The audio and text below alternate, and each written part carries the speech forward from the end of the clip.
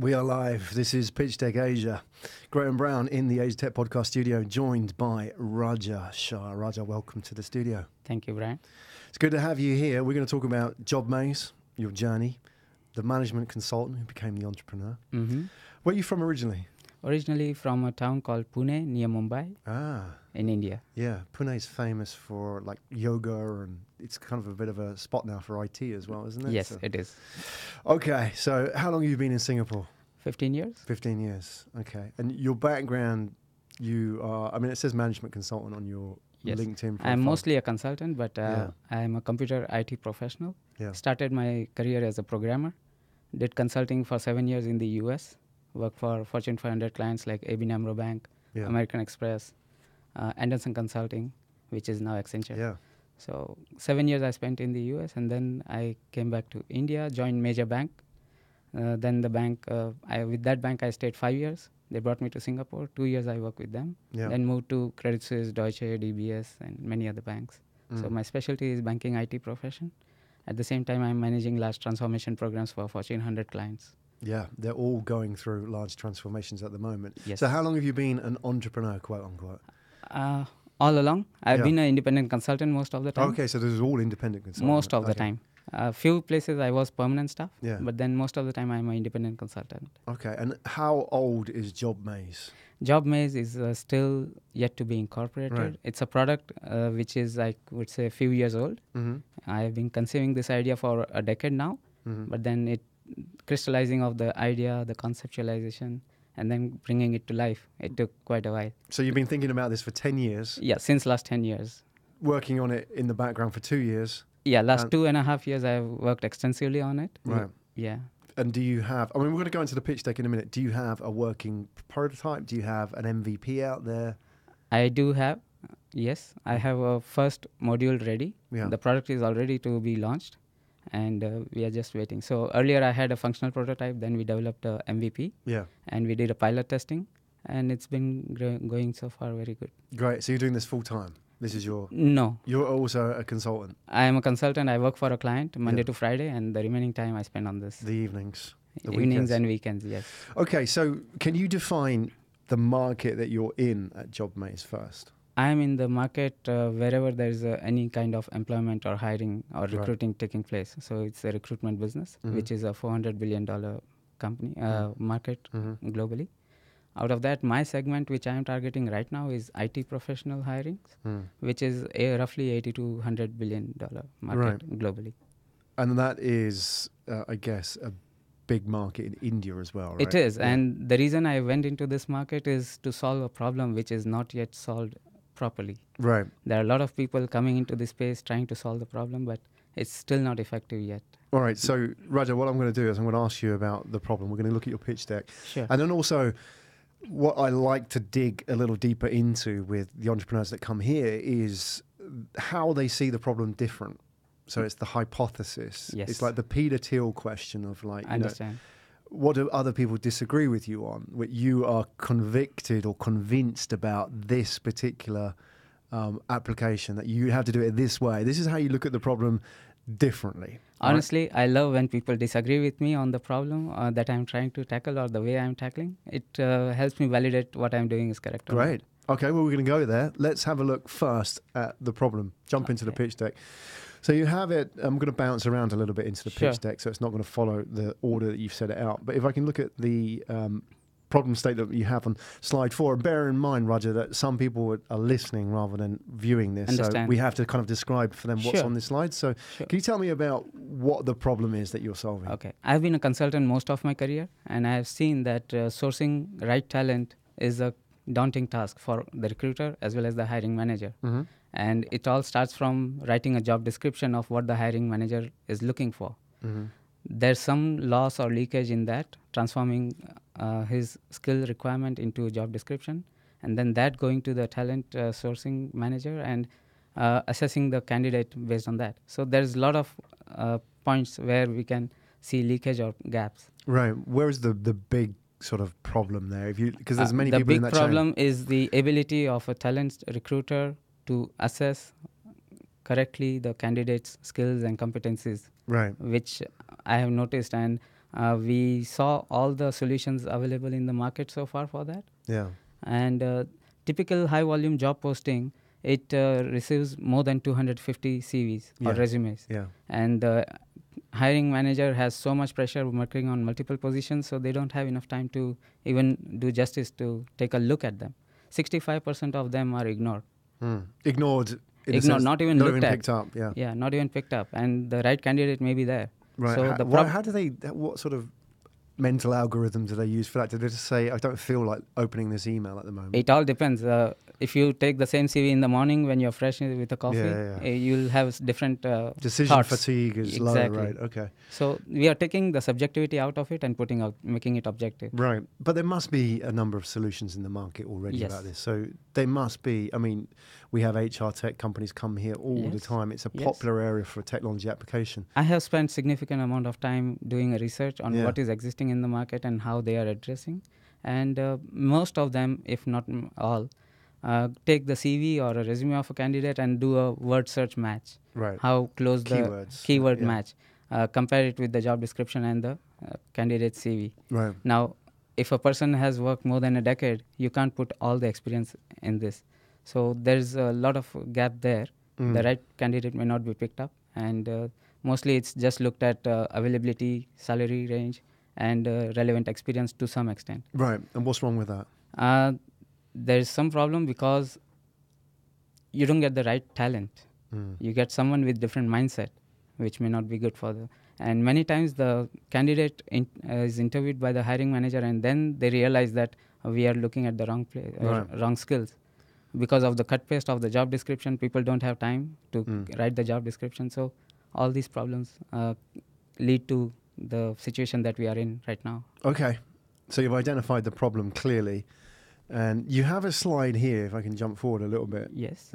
If I go forward to slide 8 here in the pitch deck. That you have some data here on how many jobs, the percentage of jobs that are still open after 60 days. Yes. Okay, I'm not a corporate guy. I haven't had a job for 20 years. So I've been an entrepreneur. So you've been a lucky guy. Well, explain to me, I haven't been waiting 60 days for a job. 60 days job opening, is that a bad thing? I don't understand in the grand context of how people sort of view, the timeline of getting a job and recruiting and so on. It is bad, different depending on different situation. The thing that I assess most is if I'm a consulting company, a big blue chip company, and I have a client, I win the project, and I have to mobilize the resource and deploy them on the project. And the client has already signed the PO. Now I need to mobilize the team within a month. And if the position is open for 60 days, the client will definitely escalate. Right. So that's not a good position for the account manager to be in. Right. And they need right talent management to fill the roles quickly, more swiftly. Do they recruit on project basis mostly now? Is that not recruiting for careers? No, for careers also. Yeah. I know major banks here in Singapore, and I have my colleagues and friends in my network who have applied for jobs, and their interview process takes 3 months. Yeah. And then even to get the interview, there's a long wait. And the wait is because the HR recruiting manager is not able to convince that, yes, this is the right candidate or not. So they are unable to find candidates. Even now, there is a lot of gap. And I'm getting into positions and winning deals where a big consulting company has shortage of key skill resources. Right. And they are all dried out. And I have those people in my network, so I try to connect the dots and I win the deal. Right. So these consulting companies are not only taking time to recruit people, they're losing deals. Yes. And disappointing clients. No, losing winning deals. Yeah. Okay, so you're right. So they're losing. They win the deal, but they cannot fulfill it in time. Yeah. So their escalation and the loss. Right. It's not a good situation to be in. Okay. I mean, some of the data there is 25% for the US in terms of unfulfilled for 60 days. Yeah. I mean, that's of all the jobs published, at least 25% are open for minimum 60 days. Right. Okay. Yeah, that's the statistics. I have done extensive research. How does it compare here in Asia? Here in Asia, it's a bit faster, but still there are some large corporations where the positions are open for months. Right. Yeah. Yeah. Okay. I noticed, why was that at the bottom? You had China. Yes. And it seems like the data right at the bottom here in terms of percentage of jobs unfilled in 60 days, 1.4%. Yes. What is that due to? Why is China so fast at closing positions? because of sheer volume, Right. and they are not into those kind of niche skills that they're looking for. Okay, interesting. All right then, so that brings us to the hypothesis, Raja. What are you doing about this differently that the others can't see? Because everybody has the technology to do this, right? Yes. But you must be thinking about the problem differently. I have solved the problem manually first and then automate it. And we are also leveraging on the leading edge technology that we have on hand now. We have built an AI engine which will be smart enough to do all the matching for the recruiters and the candidates. And when doing that, the data elements are transformed into different functions, and we make full use of the computer technology that we have. Okay. And remove the subjectivity out. Right. So, and how does it do that? I mean, we have your solution slide, but explain to me. I cannot go too much in detail. You can't give away the details, yes. But tell me on the top level. On the top level, we just look at the key elements that matter most for both the candidate as well as the company that is hiring. And many a times, even if the right candidate is interviewed or not even called for the interview because of some keyword match that is missed out on the algorithm, or the recruiter is not liking the CV, the way it is presented and all. So we remove all the subjectivity which comes into play and affects either side. Is that, I mean, I'm playing stupid here, but doesn't that sound a lot like just doing a keyword match though? No, it's not. It's not. The way we capture the profile and the way we capture the job description is unique. And if you, I don't know if you know any friends who have tried to apply jobs online, even to get to register on a leading job board, you need to spend minimum 10 minutes to fill up all the details of your profile. For application to any company on their company website, it takes a long time. We have devised a solution which captures the right information in less than 2 minutes. You're up and on. And you get to see the matching jobs and matching candidates almost instantly. Right. You have to enter that information, or does it grab it from a different It's part source? of the registration process. We don't parse the CV. We don't even touch the CVs. Right. So it's the basic questionnaire which is very crisp, and the way we have formulated and the way the data entry is happening. It's not typing, minimum typing and just clicking. Right. And that's how we have built this. So let me understand. As a candidate applying for a job, I'm not submitting a CV to you. I'm going in and clicking your questionnaire. Yes. So you create your profile in the way that we have formed it. And there's a trademark of the word skill snippet that we have coined. And this skill snippet of the candidate is something that we capture. And the candidate CV is tagged along. They can upload, and it is passed on to the recruiter. And that can be looked at only after the recruiter is convinced, yes, he has the skills that I need. What's a skill snippet? Skill snippet is a unique formation of profile of the candidate, which you can, the closest analogy is the infographics. Right. It's not only text, it's graphics, but in a different way. A graphical presentation of... Yes, but it's not fully just graphical transformation of everything. So there's a lot of meaning to it. Okay. And the technology that we have developed is utilizing it effectively. So what kind of questions are you asking? Because I'm assuming as a user, I'm going to get access to the questions, so it's not sort of secret information. What do you ask that a CV wouldn't typically ask? There are different elements which are first discussed only when the candidate lands on a first level of interview with the hiring manager. So those questions we have transformed and brought forward. Is that specific to a company, or are those generic questions? These are generic questions, but we have surveyed more than 150 recruiters on what are the problems they are facing and how they do the process. And through that, we have crystallized this. Okay, so can you give us an example of what that question may be? Well, if you are in a leading edge technology, are you expert, hands-on experience, basic knowledge, or just interested in? Right. So that's some data element. Then different competencies that you have. So those kind of things. Okay, so if I'm into data science, for example, you would ask me to what extent I have experience in that? Yes. Isn't that just like a normal CV though? I mean, I'm going to put in like 7 years experience as a data scientist. Yes. Okay. But there are some additional parameters we capture, and that comes into play and transforms this. Right. Okay. And those generic they're based on your interview with the recruiters as well. Okay. So what kind of things are they saying? What's broken for them in the recruitment process? it's very subjective. I mean, when I look at a job description, I may tick 7 out of the 10 boxes, and the other candidate may fill 8 out of 10. Right. But then matching 8 skills is not good enough to the type of experience or the competency level on different parameters. So how the recruiter even look at the job, we are transforming that to some extent. Okay, so it's the subjectivity of the recruitment process. Yes, we are taking it out. If you take subjectivity out of recruitment, I'm asking like basic questions here, so please indulge me.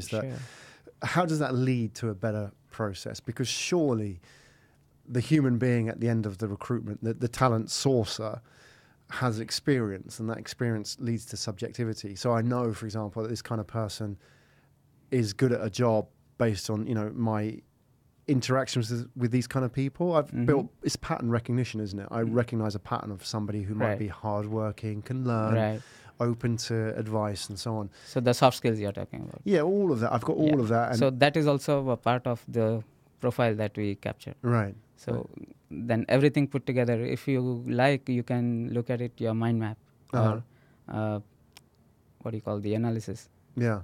So you're actually asking questions not just about their experience, but also their soft skills as well. Yes, that comes in. And then you're quantifying those soft skills. Yes. Okay, and then you're displaying it visually so people can actually see it. Right. But the actual selection process, is that still done by a human being, and to what extent? Yes. Now imagine a recruiter taking a look at 100 CVs for a position that he wants to fill. He has to sift through the text documents. And otherwise, in here, he just looks at the information in such a crisp way that he will instantly know, yes, this is the candidate I should. Right. So. Okay, so help me understand, is that the challenge now when people are submitting 100 CVs is 100 CVs in different formats. Different formats. Some people write a story, some write bullet points. And many times, even if the job description is something that the candidate is good for, because of just time pressure or whatever you call, they push the same CV to 100 different job positions. Right, exactly. And without highlighting the key skills that matter to this job. So many a times that is a major problem. So you're trying to standardize that information? Yes. By taking it out of the format, which is the CV. Again, I'm not saying that you cannot format it that way. Yeah. You can have it, but that goes as a supplement. Yeah, I get it. It's like separating the content from the design structure itself in programming terms as well, like XML and so on. So we are giving a zoom lens to a recruiter through which they can see, yes, this is something that is close match. And can a sourcer then weight those skills in terms of, I actually want somebody more on this, therefore... Yes. Okay. And the candidate in our portal will also see where they stand for the geography within the same city, within country, globally. What is their position? For example, I am a Java program manager. Okay. How many Java program managers we have on our database compared to that, where he stands in the skill rating? What would be the benefit of that for him? Nothing. I mean, if I'm applying in a geography where I know there is a limited number of jobs, so what are my chances? It's like the insights that LinkedIn gives on a job. Right. Similar to that. Okay. What chances you stand? Okay, so you're providing some feedback to the candidate as well, saying... it's only statistics data, right? Not particular to the job position, but overall, in general, where they stand in the particular geography. So if I know now data analytics, I would rather go to US where there is a lot of job openings, high-paying jobs, and not many people in that geography. Right, so if you're a Java programmer in Pune, for example, you can look at that and say... There are too many here, so maybe I'll... Yeah, I go to wherever it is in the world where I get a better chance. Okay. Right. Interesting. I want to ask you as well about how it changes behavior, and we're sort of touching on that, but maybe we can jump back into the pitch deck and have a look at the solution slide as well. So if we just go back a little bit, this is where the leveraging of the AI comes into place. Yes. And, I suppose the anybody who's watching this may think, well, everybody seems to be employing AI now in crunching data. No, it's not just data crunching. That's just using more CPU power. But here we are adding intelligence to it. And as the transactions happen, the system learns what is better and what works and what doesn't work. And then based on historical data, it will improve itself. Okay.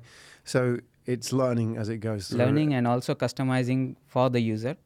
Based on their preferences. How do you know if it works, though? Because surely a real test of that is somebody gets a job and 6 months later they're doing really well.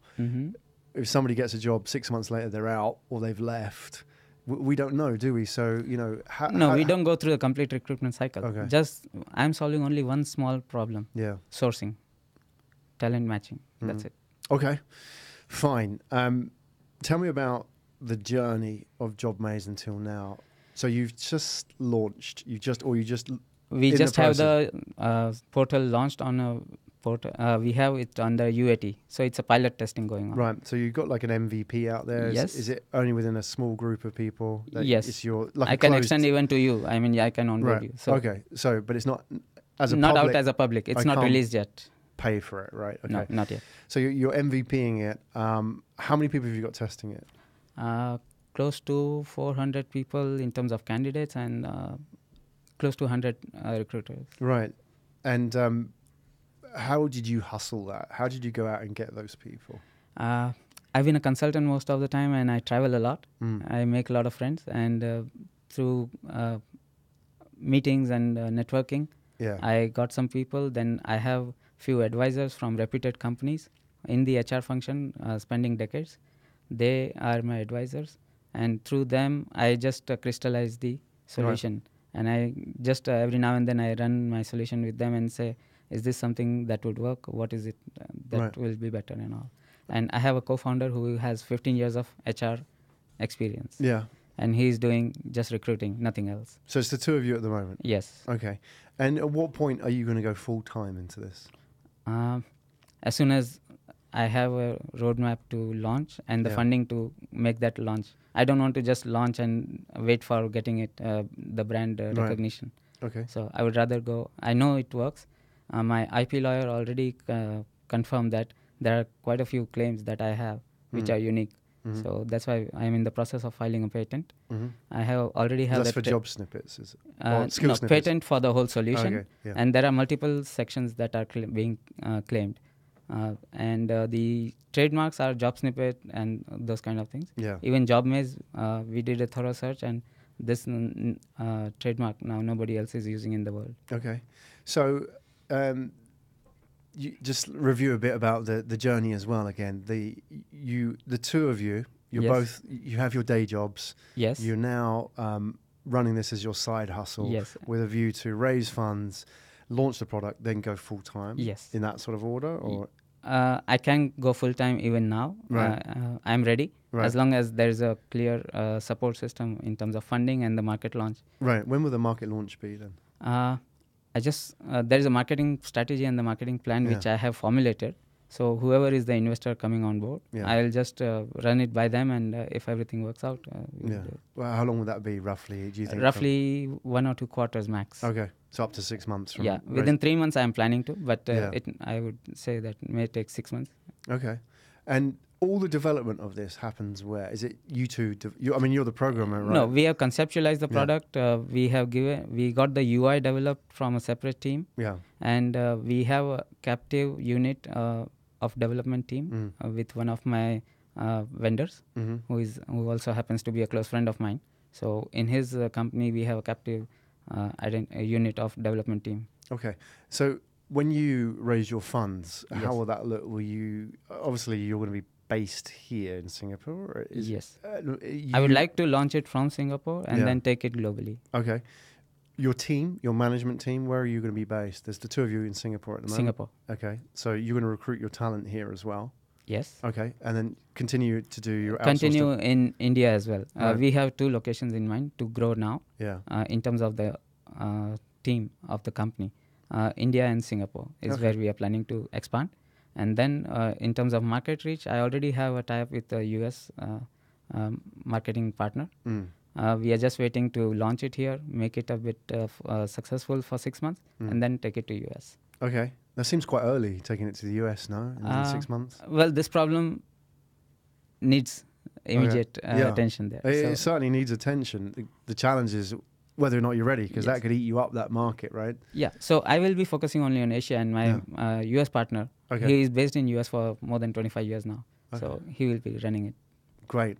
Okay. And then just in terms of the journey from here on inwards, you're raising funds at the moment. Yes. And we'll talk about that in a minute. Obviously, you're going to be expanding the team as well. How are you going to go out and get customers? Because you have a good network, but there comes a point when you can't rely on the so network that's alone. why we have a marketing strategy and marketing plan. We are going to do roadshows, digital marketing, and a lot of other elements. Yeah. We have even listed down all the possible ways of marketing, but subject to the budget availability and how we want to launch, it will be executed. Even painting the buses, we have done even that due diligence and got all the data ready.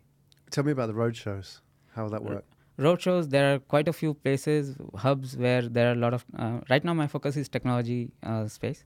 So all the IT professionals, wherever there is a major hub, we'll run some campaigns, give some freebies, and the registration is less than 2 minutes, as I said earlier. Yeah. So they will feel the experience and they will be on board and they will see the value immediately. Right. So does that mean you're going to get your backpack on and go to all these cities? And no, I am tying up with a leading marketing firm. Alumni of reputed universities in the US. So through them, I am going to... They will be helping me go out to the market. Okay. All right. Because I can't do everything myself. Yeah. I mean, there comes a point, though, where you have to go out and do a lot of the hustle yourself. Yes, I will do, but I will leave it to the experts to execute the strategy. Yeah. The strategy we have formed together. Mm-hmm. And that will be going out and just activations locally? Activations, then we'll grow geography by geography. That's our plan. So let's say I'm launching in Singapore right now. So in Singapore, what will be a strategy? We will run 1 month campaign. Digital marketing will also come in play. Maybe media advertising, painting the buses on right time. So everything will be lined up. Okay. As a potential investor, I'd like to know a little bit more about the marketing plan in itself. Is that how will you go out and reach out beyond your network to the banks and the airlines and all the people that kind of are the mass recruiters in the region, the Grabs and the Stripes and so on, who need these kind of skills, right? What's your plan for that? I mean, buses are great. I mean, they get no, that's attention. For retail marketing. Right. But for corporate, we are going to participate in key conferences when it happens, and then create awareness and get brand recognition. Okay. At the same time, we are already pitching, and I already have a confirmed interest from a leading consulting company, which has thousands of in Fortune 100, I would say, and they hire at least 10,000 people every month, and we are doing a small pilot for them. It's in the working, so no date confirmed yet, but it should happen in next couple of months' time. Okay. Tell me about your fundraising plans. Fundraising plans, I've just started executing it. And this was one of the platforms that I found very interesting. And I'm also speaking to a network of investors, private investors and all. Yeah. So approaching them. Okay. Just started. When do you think you'll start out there, round, open, start talking to investors? I'm ready. You ready now? As early as next week. Okay, good. So tell me a little bit about your numbers in the fundraising. Okay. What I'm looking for right now is a seed capital up to 1 million as of now. 1 million US, saying? 1 million US. Okay. Okay. And based on our projections, we can achieve up to 920K in the first year, which is a pessimistic or realistic estimate. With 380K of gross profit and 140K net EBIT. Okay. Yeah. Earnings before. The numbers are in the pitch deck if you can dive into them. So just to play devil's advocate here, because I'm sure investors may be asking this, is that why do you need 1 million if you're almost short of 1 million on revenues in a year? Yes. As I mentioned earlier, I want to go in the right way with the right marketing strategy and right brand recognition. So I want to create right awareness and then go into the market. And the value is already there. But I want to make sure that it goes out to the mass in short amount of time rather than growing organically over a period of 2-3 years. Okay. So it's 1 million US seed and you're starting now. Yes. Right. And what kind of investors do you want to talk to? Because there is no shortage of money out there at the moment. So I imagine what you're also looking for is the value add. Definitely. So tell us. I'm not looking only for money. That I can get even from banks. Yeah, exactly. Yeah. So what I look for between me and my co-founder, we cover the subject matter expertise and execution of the company. But we are lacking the marketing skills. So if an investor who also has good tie-up or himself is active in market and has a good platform that we can leverage on, that is something I would be keen to. What kind of marketing skills? It's quite broad, isn't it? in sense of, in terms of retail or online, digital, there are quite a few areas. Right. And this doesn't stick to only digital as such. It depends on what the investor is also bringing along. Would there also be vertical subject matter experts or people who are gatekeepers to, for example, banking or logistics or whatever vertical you want to tap into? Are you interested in that, or is that not a priority? Vertical, I'm not. It's agnostic. This Right. solution is agnostic, and I don't want to prioritize that way. Okay. I would rather go and add value to every customer that's coming in and not shut them out. All right, it's fine. And your team from here on, what kind of, are you recruiting here in Singapore? You will be, I guess, when Yes. the fundraising is Yes. finalizing. Yes. The key now, I guess, this is the hardest part, Raja, is that getting the funds is probably not as difficult as getting the right people, especially in your space, Right. especially if it's technical, because you're competing with a lot of different companies out Yes. there who can pay a lot more, the Facebooks and the Grabs and so on. But you will offer something different. So tell us a little bit about the kind of people that you're looking for to join in this journey, and also the kind of mindsets that you're looking for. The kind of people I'm looking for is someone who can be good operations manager in terms of running day-to-day operations. Yeah. I'm very lucky to have very good and strong financial advisors. People who are at CFO level in large corporations have been kind enough to provide me advisory on financials, and they have vetted my financials also, costing and revenue models. So what I would like to hire is a strong financial analyst or manager who will be running with me. And what kind of background? Is that important, or is it? No, it's just managing the day-to-day financials and all the aspects. Of course, international tax will come in play. Yeah. Because we are going to be global very soon, and what structure will be good for us. So those kind of knowledge will be definitely good. Okay. So I need a CFO, more or less. Then Chief Marketing Officer, who has a strong marketing experience, and we can leverage on that. And I'm assuming you're going to use your own platform to recruit people, no? Yes, we will. Okay. We will. But this is the core team that I'm building right Yeah. now. The other team I have already in place. The technology team is already there. The product roadmap we have. We also, with my co-founder, I have already worked out the product roadmap for next 2-3 years. We have multiple offerings that will be going on, and as per the customer feedback, we'll just align those accordingly. So the technology team is there, product team is there. It's only marketing and finance that I would look for right now. Okay. What are the challenges sort of moving forward that you've marked out the market, you've marked out your vision, and also, going all the way back to the problem and the size of the market as well. What are the key challenges facing you now in growing this? If I get the funding and I go to the market, I need to make sure that I'm scalable enough, fast enough. So for that also, the technology platform, the architecture that we have is scalable. I can even have 100,000 users within a week, and the concurrency will not be matter. Right. How do you know you can move fast enough? Because we have deployed this solution on cloud, and for personal data security, we have taken up subscription from Amazon S3. So the personal data is all stored there. It's all secure, and we are complying with all the data security law. Okay. Excellent. Raja, thank you so much for sharing your journey with us today. There may be people who are watching who are potential partners. They could be advisors, mentors. They could be team members as well. What would be your preferred channel to reach out to you? Email will be best. Yeah.